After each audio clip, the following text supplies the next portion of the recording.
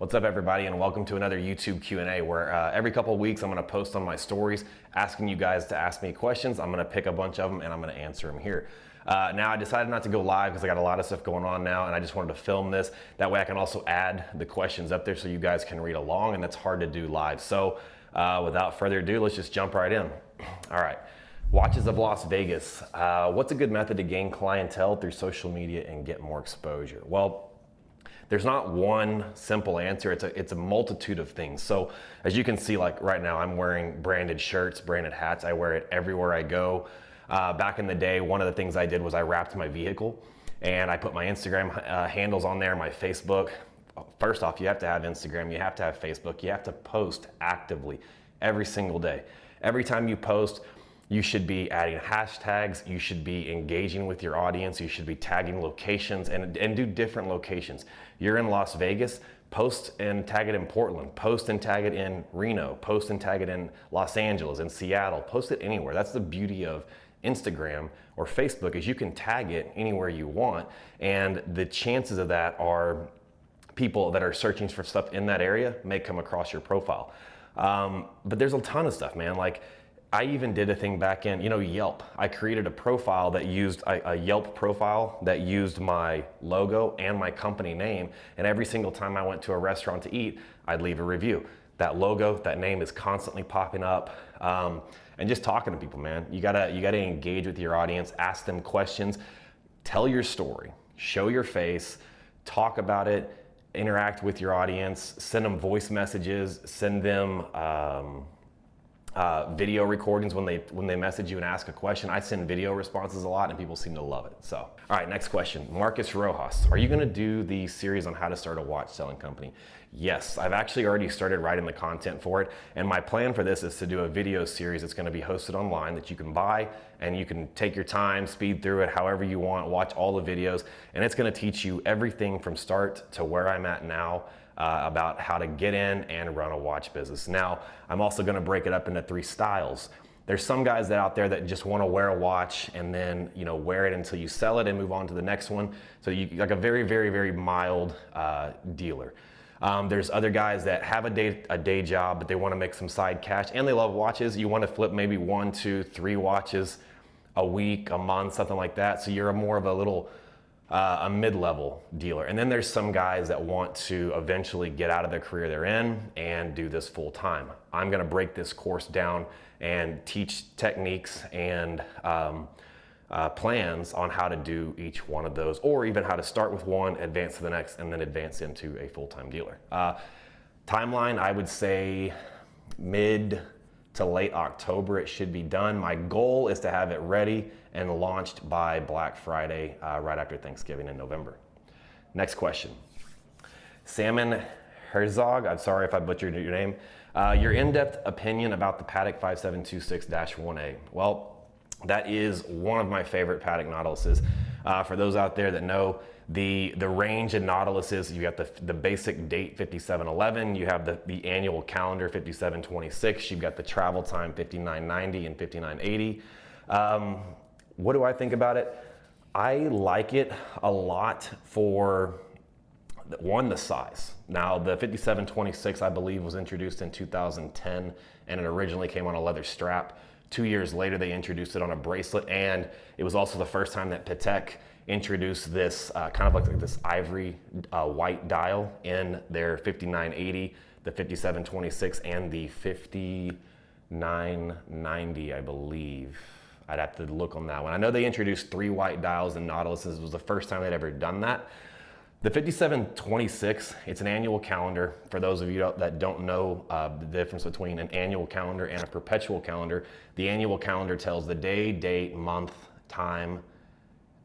Yes, day, date, month, and time. The perpetual calendar tells all 4 of those, plus it can distinguish between the moon. Oh, I'm sorry, it has the moon phase as well. The perpetual calendar can do all those. It can also distinguish between the leap year. The size of the 5726 I think is great. It's a great middle size. It's the same case as the 5711 roughly, with the thick, like the diameter of the 5980.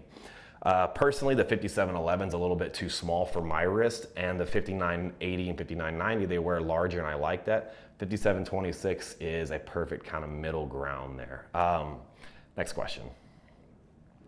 Any risk to buying a Datejust 41 and swapping in a mother of pearl dial? Now, I'm guessing that what you mean by that question is buying the cheapest version of a Datejust 41. I've got a bunch of stuff here randomly.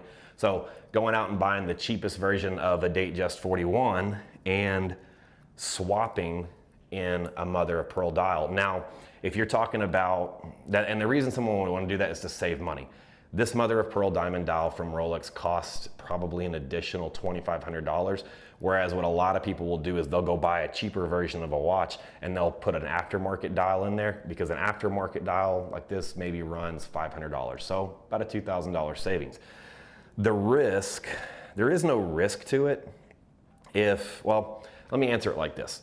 If you want to get this look without paying this price tag, what I recommend doing, and what a lot of people do, they do it with Datejust and Presidentials, is you go buy the cheapest version of the Datejust 41 you can, you buy the aftermarket dial, you take it to a professional watchmaker that knows what he's doing, have him swap the dial, but make sure you save the original dial, because whenever you go to sell it, it's going to be harder to sell this mother of pearl as an aftermarket dial than it would be with the factory dial. So what you want to do is you want to just hold on to that dial. You don't have to put it back in, but offer it up. So whenever you do go to sell it, now the new owner has two dial options, and then even offer to take it if they want to have it swapped back, have your watchmaker swap it back for them. And I think it's a win-win. People do it a lot with dial colors, with diamonds. I mean, if you imagine taking, say, a yellow gold Presidential. Now, this is all factory, but imagine you wanted a red dial or a white dial or a green dial or blue dial, whatever.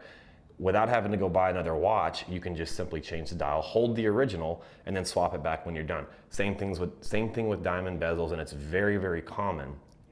I only do factory diamonds personally, and I recommend it if you can afford that extra expense, because they do cost a lot more. But if you want the look without the hefty price tag, a lot of people do aftermarket. This one is factory, and the difference is factory will cost you, for a diamond bezel on a Date 840 or 41, you're looking anywhere from $10,000 to $12,000 additional, versus going and buying the diamond aftermarket. You could probably pick up the bezel around $2,500. Next question. Advice on cleaning watches. I purchased my first Rolex with TPG a few weeks ago. Thank you. And that's for Dina Rodani. Dina Rodani. Yeah, sorry if I butcher any of your names. Cleaning watches. Now, the simple answer, soap and water. I actually, most of the time, if I want to clean my watch, I hop in the shower with it and I just scrub it really gently. There are tons of cleaning sets out there. One of them that I've used a lot is Nano Clear. It comes with a couple different cloths, a buffer, a couple different gels in there. And that's good for like getting dirt, grime, very, very fine scuff marks out. But basic soap and water will help. There's also polishing cloths that you can do yourself. The one that we've used the most is a Cape Cod polishing cloth. And that's meant to get like little hairlines that you're gonna get from normal, letting your watch sit on the desk or in and out of your pockets and stuff like that. If it's deep scratches, you have to get it polished. But simple soap and water, honestly. Take a baby toothbrush, scrub it I wouldn't say scrub it, but just rub it along it gently to get oil and dirt and stuff out in between those links. And then take, one other thing is they have these, I forget what they're called, I'm losing my train of thought. The air guns that you spray out a keyboard, you can use that to spray out and get dust and stuff out from in between the links and the bezels and everything. Nate Dagger 8, thoughts on case back engraving on the new Starbucks. Does it affect the value significantly? So when it comes to engraving the case back of a watch, it's just a simple engraving that can be polished right off. A lot of authorized dealers, what they'll do when they sell you a piece is to make sure you're not going to resell it, is they'll suggest you engrave it. One, they get to charge you a little bit more, but that's a way of making you feel a lot more committed to keeping this watch versus selling it. I've had dozens and dozens of watches come in with engravings. You can simply polish the case back or even replace it. Like those case backs aren't that expensive, depending on, for a Starbucks, $500. You can replace that and it's no big deal. Next question, PRH. I know you're asking this all the time, but currently what is the best starter Rolex for 10K? Yes, I do get asked that a lot. And the answer always changes a little bit because the prices keep fluctuating. You used to be able to get a sub no date or a sub date for under 10 grand. Those days are gone. You can get a pre-ceramic sub date, the reference 16610, that has the aluminum bezel versus a ceramic. Those you can still get under 10 grand. Personally though, like one of my favorites, where's it at?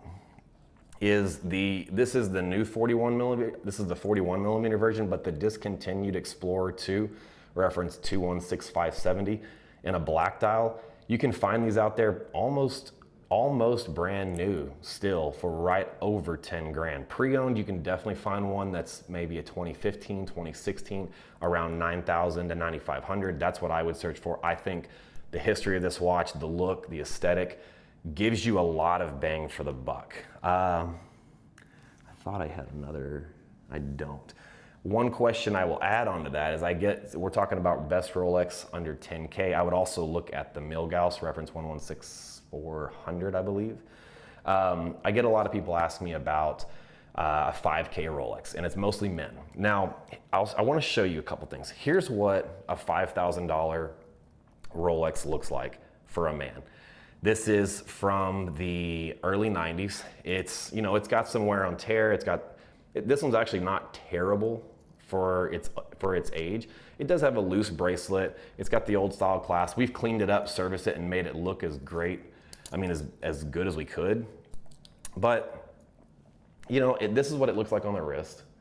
So it's not bad, and it is a Rolex. And a lot of people are willing to pay that extra to say they have the Rolex. But personal opinion, whenever I'm sitting here wearing this, it's an extremely old watch that you're just trying to force just because it's got the name Rolex. My personal opinion when it comes to men and Rolex is, unless you have a smaller wrist or a smaller frame and you can pull off a 36 very well, the reason I say this is most of the guys asking me this have bigger wrists, and it would look like a tiny little girl's watch on them, in my personal opinion.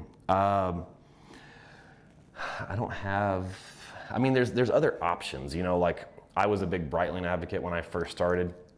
This is a Breitling Navitimer, full stainless steel, 44 millimeter blue dial, has a see-through case back. This is a 5K watch, and it's got some great wrist presence. The dial, the blue dial in the sunlight is amazing. Another cool one that I've got, so Omega GMT. This is almost brand new, white dial, GMT, stainless steel bracelet, polished center links.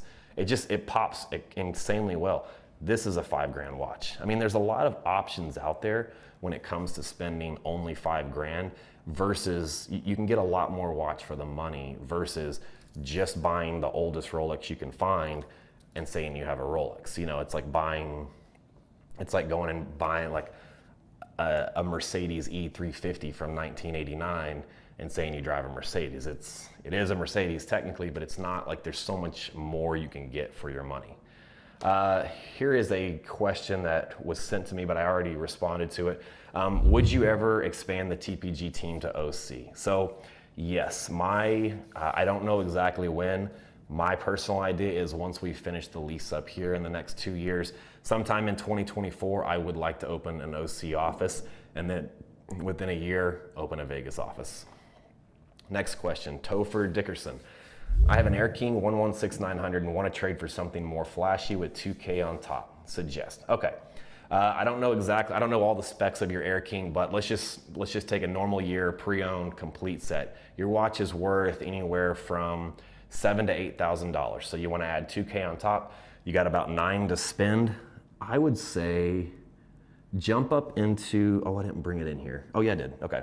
I would say look for an older reference, Datejust 41, the 116234. Don't quote me on that. I can't remember the older reference of these Datejust. But something like this, it's 41 millimeter, stainless steel white stick dial. You can pick these up around anywhere from 8,500 to 9,500 in excellent condition with box and papers. And that, I think, is an appropriate step up. You get the fluted bezel, you get more of, a little bit more pop.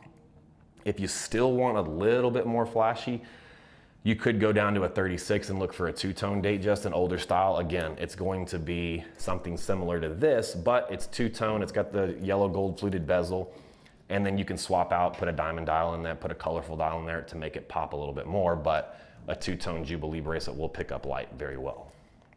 Next question, Porsche Guy 911. Thoughts on the rose gold Date-8 41mm 218-235 with ruby and diamond dial, please. If you like the Date-8 2, which is the 41mm version, I think that's the best option out there. It has factory rubies at the 6 and 9 o'clock, as well as diamonds and the rest of on the markers. And it's just, I'm a big advocate for factory stones, and I think long-term factory stones, definitely diamonds, but specific colored stones, rubies, emeralds, sapphires, all hold a good value because there's only so few of them on the market, and it's factory. Especially if you have one with the card that matches and indicates that it is a ruby dial, that's, I think, one of the best Date-8 41s out there. Sam Nelson, Skydweller blue dial on Jubilee or Skydweller Oyster Flex gold with black dial. That's a tough question, honestly, because it's two different price points and it's two different watches. The blue dial Skydweller on Jubilee right now sells for, I want to say double retail, like it's in the high, almost double retail. Retail is like 14,400 and it sells right now around 26 to 27,000. So yeah, about double retail. Versus the yellow gold Skydweller on Oyster Flex actually sells at retail. So if you compare the two, now the stainless Skydweller is a practical everyday watch. It is flashy because of the Jubilee bracelet and the fluted bezel, but the yellow gold Skydweller is a yellow gold Skydweller. It's got a yellow gold clasp. It's definitely gonna pop more. If I were just gonna pick, I'm a flashier guy. I love black, I love gold. I would go with the Oyster Flex. It's just, I feel like you're getting, again, more watch for the money versus paying double retail for a stainless steel piece. Next question, Tay-Day 1550. If you could only own 5 watches, what would they be and why? My top 5 picks right now, today, would be a Patek Philippe Nautilus 5990 blue dial, an AP Royal Oak black ceramic open work perpetual calendar, I forget the reference number, but there's another AP Royal Oak that's made of platinum. It's got an ice blue dial with the baguette diamond bezel and a floating tourbillon. Let's see, what else? Oh, the AP Royal Oak, yellow gold, frosted, open work skeleton with a rainbow bezel. That watch is just, I've never seen it in person. I've seen a few float around in the chats. Amazing looking watch. And last but not least, I would have to say the Richard Mille I go back and forth. I either want the Richard Mille RM35 America's Black Toro that I just sold in one of my previous videos, or an RM30 Black Rose with the rose gold case and black carbon sides. Next question, Serve Guns. Will you ever do layaway plan for watches under 20K? Now, that's a question I've thought about, and here's the thing about layaway. Most layaway plan, a traditional layaway plan is you put X number of dollars up on a 3-month plan. You have 3 months to pay it off. If you don't pay it off, you lose your money. The problem with that is, let's say you get 2.5 months in and you come into financial trouble, and there's whatever it is. Most people aren't going to give you your money back, and that's going to cause a resentment or cause frustration between you and the employer, and it's gonna kill that relationship. You're gonna go write a negative review. They're gonna be pissy about it. It's just not a good thing. The other way is, I actually did layaway in my last store, and what we would do was we did no contract, no commitments. I didn't care what price you wanted to do. You could come in and put as little or as much as you wanted down on a watch. If you wanted to buy a watch for $50,000 or for $20,000 and you came in and you said, hey, I'm gonna bring you $1,000 every week when I get paid until I pay this watch off. Cool, I'm perfectly happy with that. The way I worked it was, whenever you make a payment, your money immediately goes into my pot. We keep a record of it so we know how much you've put in, but that money goes into my pot so I can start utilizing it to keep trading watches. Let's say you want to go 3 months, 6 months, 9 months, a year, it doesn't matter. If you say I'm going to buy a $20,000 watch, what I would tell you is, hey, you can put as little or as much as you want in, as slow or as fast as you like. When you get to 75% of the value of that watch paid for, then I'll go out and source the watch, and then we will give you a timeline. I'm going to go buy this watch. Now you have 30 days to pay this off, and we'll get you your watch. But that's just so it locks it in when you know you're right there at the finish line. Now, let's say you're making payments for 6, 7, 8 months, $1,000, $2,000, $3,000 at a time. You get all the way down there, you're $10,000 away from paying off this $50,000 watch, and you say, hey, yo, Anthony, I can't do it. I decided I'm gonna get married, or surprise, we're having a baby, or there's been a change in my job. I'm not gonna be able to buy this watch. Not a problem. Because I've been utilizing every one of your payments in my business, I've been making money off that. So you come to me and say, hey, I need my money back, not a problem. I'll give me 1 week, let me liquidate a couple pieces and I'll pay you right back. You lose, it's zero risk to you. I don't need to make any more money or charge you a fee because I've already been making money off of your money being in my funds. So yes, we've got a lot of organizational stuff to finish here first, but then I am gonna look back at rolling out a plan like that. Next question, Grant Zanin. What would you do if you had to start all over again? I just don't know where to start. I would still do watches, honestly. That's what I love the most. Maybe cars. You know, I've worked in real estate before and I hated it. I was just chasing a paycheck. I've been in a gym and I loved it, but I got burnt out after doing it for so many years. I've been doing watches now for 5 years, and even today, if I spend 20 hours sitting right here at this desk working, I don't feel like I work 20 hours because I love what I do. I'd say the only other area that I have a huge interest in would be cars, so maybe that. But my advice would just be, think about something that you would enjoy doing. If money were no object, and you could just do this one thing all day, whether you made money or not, you would enjoy it. That's what you need to do. Now figure out how to become the best at that, and then make a business out of it, monetize it. If it's drawing, yeah, everyone says don't be an artist because they make no money. Well, yeah, that's what kills a lot of people's dreams. But if you enjoy drawing, then what you need to do is you need to draw a picture every single day, and you need to film it. And when you film it, explain techniques, show people how you're doing it, do time lapses, and you slowly build this traction up. And you may never even sell a piece of art in your life. But if you're sitting here going on there teaching people how you draw, now you become an instructor. Guess what? After a year, year and a half, 2 years of you building up this massive following of people watching you and coming to you about how to draw, film a course and you sell a course. That's what it is. Pick something you love doing and go after that. Fatty Fanus, sorry if I said that wrong. How do you keep your strong, positive mindset during hard times? I mean, dude, I'm just like everybody else. I go through depression on a daily basis. I'm stressed out all the time. I go from happy to sad to stressed to depressed. Everybody does it. Like, nobody is just on all the time. And if someone says they're on all the time and their life is 100% discipline, they're full of shit. I can promise you that's not true.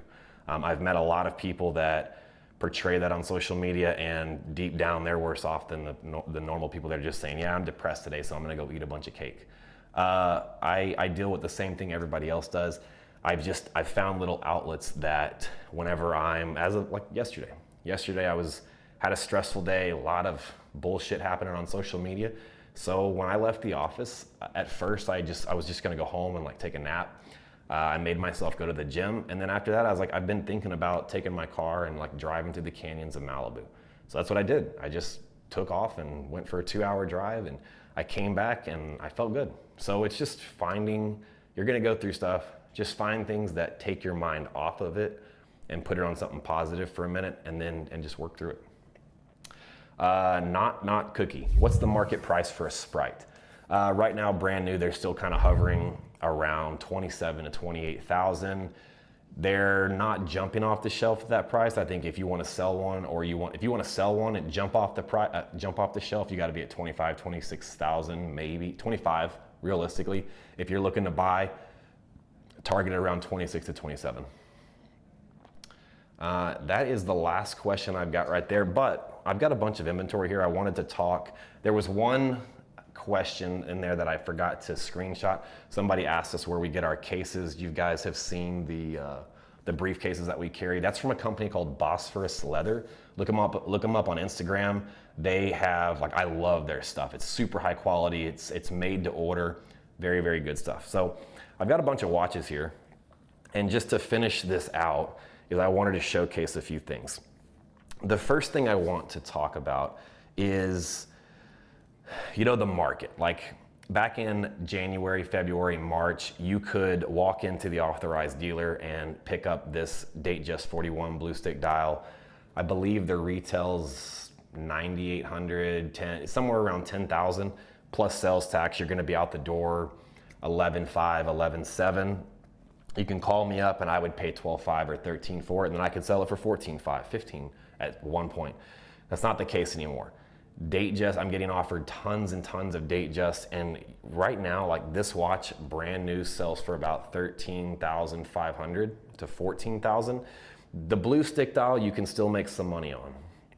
The Wimbledon dial, these are the ones that most of all the Datejust, the Wimbledon dials in the stainless steel Jubilee bracelet and on the Oyster bracelet, and the two-tone rose and yellows, but with the fluted bezel. You can still make money on them. A lot of the other Datejust out there, after you pay sales tax and sell it, if you pay retail plus sales tax, and then you sell it to someone like me, there's not any money left on it. So buying those just to try to make a quick buck or just to build a relationship with the AD, right now is not the best idea, because I can also say that playing the game with the AD, it's such a saturated game now, because there's so many other secondary market dealers out there that are buying from these guys into the table. They're just selling you stuff they can't sell to these guys. One thing I wanted to point out is I've been offered a lot of these two-tone rose smooth bezels and two-tone yellow smooth bezels. Retail price is $13,200, I believe. And then it's 12, it's low 12s, and then after average sales tax, you're around $13,100, $13,200. These only sell for $14,000 right now because of the smooth bezel. Now, the fluted bezel is a different story. Fluted bezel on Jubilee yellow gold, you can sell around $15,500. The rose gold version still selling around $17,000, so that one is a good piece to get. Let's see what else we've got here. Some other things I just wanted to point out that were really cool, that I like. One of my favorite pieces that we have in our inventory right now is this Montblanc twin barrel tourbillon. It's rose gold with this, it's hard to see in here, but it's got like this starry sky design that just, I mean, so much watch here for the money. Retail price is around $35,000. We're offering it up around $23,000. It's just a great, great dress watch. Again, a lot for the money. A couple other pieces. We have this rose gold Daytona, and I have it, so I brought this one here to show you the tape. Now, we tape these up like this now on brand new watches because gold is so soft that even just pulling these things in and out of cases, that's what you'll see a lot. You'll see a lot of, on a brand new watch, a lot of really fine hairlines. That can happen simply from pulling them in and out of cases, putting them in and out of this displays. So we started taping these up to protect that polished center link. But one of my favorite rose gold Daytonas is a Sundust black chronodial. This one has black hour markers, so it's actually the discontinued one. The newer version has the gold one. I like this one because all the black kind of contrasts a little bit more, whereas the gold in the other one blends very well. So that's a cool piece. These watches in their peak back in January, February were selling around 75, 80,000. Now they're down below 60. So opportunity there on that one. Another one of my favorites, and I actually used to own this watch back a while ago, is the same rose gold Sundust dial, Baguette diamond dial Daytona. There's a newer version of this one that has a lighter color Sundust dial. That's almost, it's got like a silvery look to it. I like this one better because it blends with the whole watch personally. And it's just, this is one of those ones, it goes back to factory stones when you talk about long-term investment pieces. If you go out and buy a stainless steel Daytona, white or black, they make a lot of those. There's nothing unique about it except the popularity. And you know, white Daytonas were trading for $60,000 4 months ago. Today they're at 33. These long-term have factory stones in them. Factory stones, they don't make near as many of them. So if someone ever asks me what a good investment piece is, 50, 60, 70,000, 100,000, 200,000, look for something that's unique, a popular sport model that has some factory diamonds, sapphires, rubies, baguettes, anything like that in it. Another one of my favorite, and I just think it's a great value now based on where they were just 6 months ago, is the Platinum Day-Date. This is a smooth bezel ice blue baguette diamond dial. I was selling this watch for 102, 103 back in Christmas. Today they're down around 85, 86. Brand new. It's just, the cool thing I like about Platinum, and I've talked about it before, was that to the common person when you're wearing this, to the common person when they see someone wearing this, if you don't really know what it is, it just looks like, from a distance, it looks very similar to the stainless steel Datejust. And that's what a lot of people would comment when I would wear this watch. People that know what the ice blue dial on a Rolex represents know that this is platinum, and they're gonna know what you're truly wearing. And that's kind of a cool thing. That's what I do love a lot about platinum and white gold. Last piece I want to show is this one. So I get a lot of guys that want a presidential, but they have a bigger wrist. You know, the most popular size out there right now is the 40. This is the Day-Date 2. So this is the one they actually had before this one. And this is a 41 millimeter. And now while it's only 1 millimeter larger, the size difference visually and like, not only visually, but just to see it next to each other is much bigger. I personally do not like this one because I was so used to the 40 millimeter. This one just feels too big to me. But for the guys out there that have bigger wrists, it's a thicker bracelet, it's heavier, solid links, 41 millimeter. This one's very unique because not only does it have a black wave dial, but it also has a factory diamond bezel on it. And this is actually the first time I've seen this watch in person with a card and everything. And you can pick this up around 60,000, 61,000 right now. So anyway, guys, that is all I have for today's video. Hope you guys enjoyed it. If there's any more questions you'd like me to elaborate a little bit more on, drop a comment below and I'll do my best to respond to those. Pay attention. If you're not following me on Instagram, go follow me, Anthony W. Fair. And every week I'm going to do a Q&A. I may alternate the videos, but I will post it every week and I'll either answer them on Instagram like I did some last night, and then I'll follow up with the video today. So guys, hope you guys are enjoying the channel. Don't forget to like and subscribe. Let's keep this thing growing, and I will see you next week.